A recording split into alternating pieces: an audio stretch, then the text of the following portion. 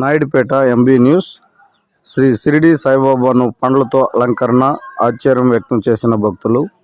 తిరుపతి జిల్లా నాయుడుపేట మున్సిపాలిటీ పరిధిలో ఉన్న బ్రాహ్మణ వీధిలో శ్రీ షిరిడి సాయిబాబా మందిరం నందు గురు పౌర్ణిమ సందర్భంగా ప్రత్యేక పూజలు నిర్వహించారు. అందులో భాగంగా ఉదయం 4 గంటల నుండి పాలాభిషేకము మరియు 9 గంటలకు అర్చనలు, 11 గంటలకు మహిళలచే సహస్రనామ పూజలు నిర్వహించారు.